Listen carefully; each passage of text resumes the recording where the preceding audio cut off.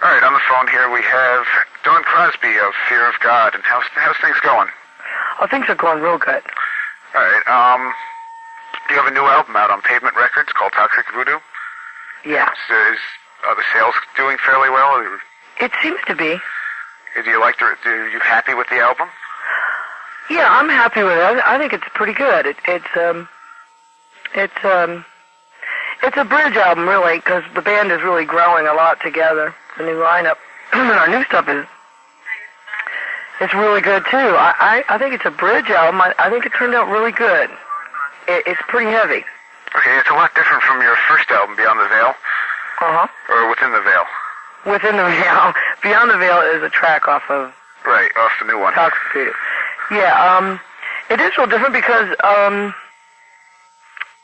have a whole new lineup, and it was kind of like I didn't want them to think they were joining the Dawn Crosby solo project, so I more or less let them handle the music writing, whereas on Within the Veil I wrote quite a bit of the music.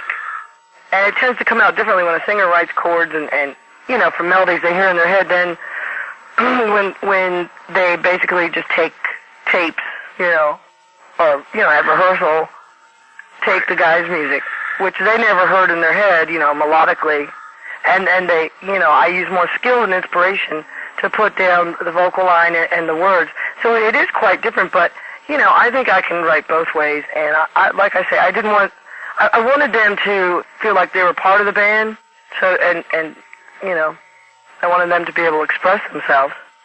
And I really like their style anyway, so it is real different, but it's, you know, it's equally, I think it's equally good. It's a little more straight out heavy than the gothic, atmospheric stuff you were doing last time, too. Yeah, we had a lot more money with Warner Brothers, you know.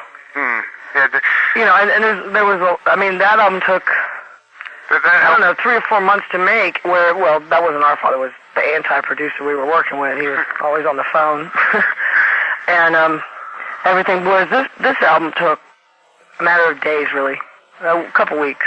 Well, the guys did all their tracks in 4 days, and I think all in all I sang maybe 2 weeks. Weren't some of these songs on a previous demo? Yeah. They were on our Fear of God demo. Okay. Now, you weren't happy with the deal with Warner Brothers, is that correct? Right. I wasn't happy with the treatment down there, and I wasn't happy that they decided, you know, that because we were so heavy and they didn't have that many heavy bands at the time, now they have Morbid Angel and Biohazard and stuff now. But at the time they didn't, and they said, well, gee, you know, we're going to do this distribution deal with Metal Blade. They must know what they're doing because they're Metal Blade. And we didn't even know, but they were letting Metal Blade market us, you know, and do all the publicity and everything. And Metal Blade didn't give a care about Fear of God. And that's how it's always been. When I was on Roadrunner with Détente, the album Recognized No Authority, he licensed it to Metal Blade, and he didn't care. He didn't do anything, you know? And so I wasn't happy with that, and I wasn't happy with the production of the second Warner Brothers album in London. I wasn't happy with the treatment I was getting, so I basically... It's weird. It's like another world. I'm on the phone with people from Pavement every single day. They've always got something for me to do. Whereas Warner Brothers, it was like, you know, if you're not selling, I don't know, 500,000 or a million, like Faith No More or Madonna or Prince or something like that, you know, they really don't care. Which is sad. Yeah, definitely. But now they have Linnea, who was a secretary. She is now the head of a metal department there, and she's great, and they're kicking ass with Biohazard and stuff like that. But they needed that, and they didn't have it there when we were there, so it was a little unfortunate, but that's the music business, you know? You live and you learn. So what happened with Détente? Well, Détente was a real quick thing. We got a deal real quick, put out an album pretty quick, and I was in Europe promoting the album, and my husband, the drummer, got burned in a chemical accident, and we had a couple backstabbers in the band, and they went and took his name off all the songs. And as far as I'm concerned, if you're the drummer and you write the drum parts, you should get a credit. You know, if nobody told you, okay, play this beat, you came up with the beat, as a collaborative effort, you know, with the guitar player and the singer and everything, you should get credit. And we were pretty pissed off about that because he was laying in a hospital bed, and they even came by to see him once. And, you know, we're just smiling in his face and stabbing him in his back. And when I found out what they had done, they literally went down and took the graphics from the graphics company and changed it, took it to another graphics company. It was like really a betrayal. So consequently, you know, that's life. And didn't you reform? Did you reform directly as Fear of God, or did? No, we reformed as Detente. We got a deal and found out that some other band found out that we were going to have a Warner Brothers deal, so they called Warner Brothers and said we're going to sue them. And I'd already had an album out as Detente. And Warner Brothers was like, oh, you got to change your name out here.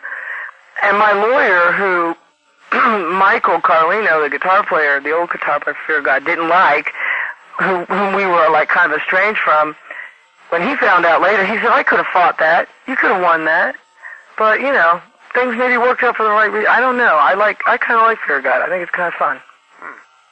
What happened with the first lineup? Basically, Michael Carlino turned into quite a dictator. And, you know, he joined my band. He joined my husband and I with Detente. And he made it so hard on the other people. We had two guitar players. We got these guys from LSN.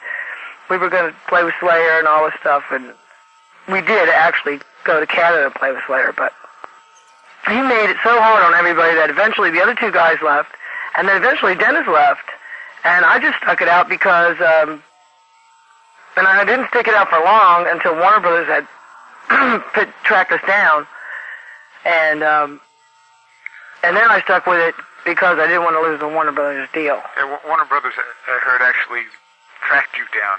They went after you. They had heard from the grapevine where we were, and somebody from a studio had told us to send them a demo on a whim. You know, we did, and they called us. And as they were calling, I was walking out the door for the last time. It was really weird timing. It was amazingly weird. And who wrote you wrote most of the music on the first Fear of God album then? I know, I co-wrote a lot. Mike wrote most of it, but I did co-write some of the songs. Like Drift and Emily. Yeah, Drift is my favorite track. And part of Betrayed. I'm sorry? Drift is my favorite track. Isn't that a great song? The first song I heard totally killed me when I heard it. I'm sorry, I can't hear you. I said it was the first song I heard, and it totally killed me when I heard it. It has a way of doing that. I wanted it to be a little more industrial, and I even wanted to do an industrial dance mix of it. Because it was like a number one single in Norway and stuff like that, you know. And you did a video for Betrayed as well, right? Yeah, we did. It didn't get much airplay on MTV. No, but, you know, Warner Brothers could have seen to that, but they didn't. Oh, of course not. Did you submit it anywhere else? Any other videos? I think it's on a Hard and Heavy compilation and a Retail Vision from Concrete, but that's about it. Are you going to be doing a video for the new one? They're talking about it. They're trying to, you know, figure out which track and you know, see how the sales go. Right now we're breaking the top 20 in the radio all across the board, which is really fun, really good to hear. Is there any plans to re-release beyond Within the Veil? I don't know. I don't know. We'd have to talk to Warner Brothers about that. There's no, you know, Pavement. I don't think they would want to buy it or anything. If you want it, you have to special order it from your record store right now. Yeah, I was going to say, even when it was your major release, it still was very hard to find. Mm-hmm. I find it at Tower Records and stuff like that. But, you know, it was a crying shame. It was a good album, but that's the music business, you know? Yeah. A lot of the business of it is just as important as the art that goes on the CD. If you don't have the right team behind you, you're not going to fly. And you're going to be frustrated and, you know, bummer. And now you write all the lyrics, right? Oh, yeah. What are your inspirations behind them? Life, everyday life. What are your favorite tracks on the new album? I like Swine Song a lot, and I like Cloud Chamber a lot. Musically, Cloud Chamber is a little funky. There's a little timing problem, but I really love the words in that song, and I love Burnt, and I quite like Ultraviolet or UV. I kind of like them all, but, you know, those are like my favorite ones, and Santismo is pretty good. What would be your choice for a video? Probably Santismo, or maybe Swine Song. Okay. No, Burnt. We'll put Waco in there. Okay, Did you notice that David Koresh speaks on that song? No, I hadn't. What's Burnt about? Basically being burnt. Oh, okay. It's real simple.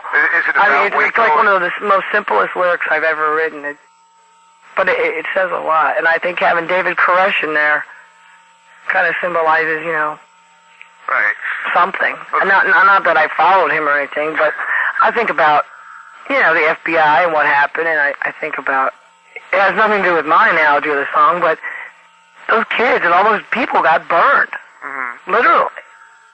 The new album has more of a feel like the old Détente did. Yeah. It's more straight-ahead thrash, heavy. Mm-hmm.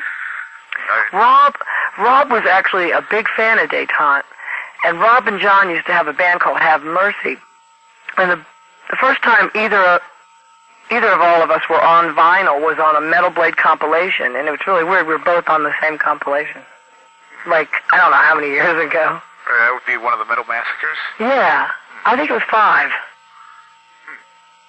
It would be fun to track down because there's a demo version of Widow's Walk, which blows away the album version of Widow's Walk. Well, that's one of the best songs on the album anyway.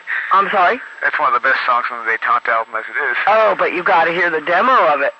It is so much better. The guy that produced the Détente album, he decided my voice wasn't high enough.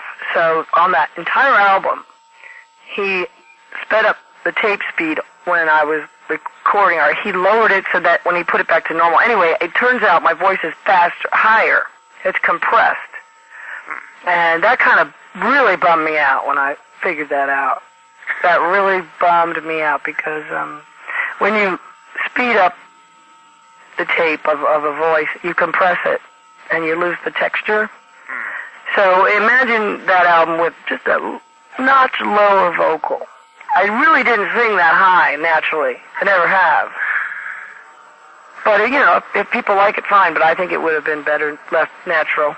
Yeah, well, your vocals are what make the band stand out over anything, no matter what music's behind it. Well, thank you. But I would like my vocals to be, you know, natural. Yeah. It's just everyone that hears it, usually the first reaction is of the vocals because they're so unusual. Yeah, well, because I'm a woman, and that's kind of different. And you don't sound like the typical female vocalist. Yeah. Well, I'm always played with guys, and I've always had to try and be heavy so that they'll hang around. Because I always go for good musicians, always. Have you been touring this album yet? No, we're going to start in Milwaukee. Right, at the big metal fest, and we're going to play with Slayer and all kinds of nuts. It's going to be great. What are your plans after that? I think we're going out with Pungent Stench. Pungent Stench? Have you heard of them? Yeah. This seems like an unusual combination. I kind of think it'll be fun. I don't know. There's a rumor that that's what's going to happen. We also might go out with Demented Ted. Would you guys be headlining or the other bands? If we go out with Demented Ted, yeah. But if we go out Pungent Stench, no. We'll be opening. But I don't really care. I just want to go out with somebody that's going to draw and help us draw. Right. Well, hopefully if the album keeps going up, you'll be enough of a draw yourself. I hope so. But there's a lot of pressure with that, you know. Is there anything else you want to mention about the new album? Not really. Just that, I hope people like it so that we might have an opportunity to make an even better one in the next 8 months or so. Are you happy with the production? For the price, I'm extremely happy. Mark Pensky, who used to Crosby, the chief engineer for Frank Zappa, did it. And he just knew a lot of tricks, and he was the most fun guy in the world to work with. He made it so easy for me. And I really, really liked that. That was a treat, because I'd had so many difficult experiences in the studio. It was like I was finally getting a break. So I'm pretty happy with it, yeah, but, you know, a little more cash doesn't hurt. Because then you can do more tricks and have more fun, you know. Okay. Well, I guess that's about all I can think of at the moment.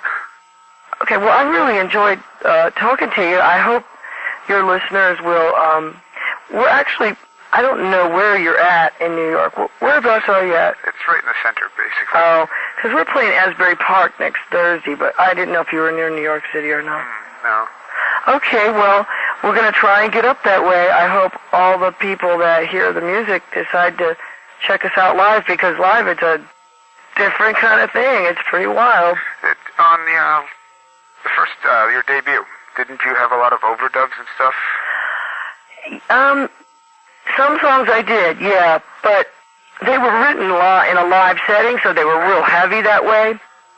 But and they still come across, you know, even if you're used to the album version, you'd be like, wow, man, it's a little different live, but it's heavier. You know what I mean? Yeah, but it wasn't a problem to pull that stuff off live? No. I used tapes, you know, of just the background stuff. Like the backwards vocal or something like that. Okay. Well. This album, we're going to hopefully have some samples for, like, you know, the David Koresh and the different women that are speaking on the album. But I'm not going to have too many problems with this one, because there's not a lot of overdubs at all. Right, yeah, it's a very different feel to it. Well, I'd like to get back more into that, and I think I will, you know. Okay. There wasn't a lot of time, and there was, it was just written in a different fashion. We wrote almost everything without using 4-tracks and stuff like that. I mean, I used a 4-track at home to try out different vocals, but, you know, with me and Mike, we used a 4-track in the rehearsal studio all the time to layer and stuff like that. Okay, well, is there anything, pick a track off the new album that we can hear now. Oh, man. Oh, this is hard. I would say Swine Song. Okay. Well, No, I would say Burnt. Just because our newest guitar player, Chris, he's been around for about 8 months. He co-wrote that music with the drummer. And he has this one riff in there that I think is the evilest riff in the world. It comes after the first guitar solo in the middle of the song, and I think it's at the very end of the song as well. It's a wonderful riff, and we look forward to writing more songs with Chris. Okay, cool. Okay, all you listeners to WVBR, support Fear of God now. Okay, and here's, what is it, Burnt? Burnt. Here's Burnt by Fear of God.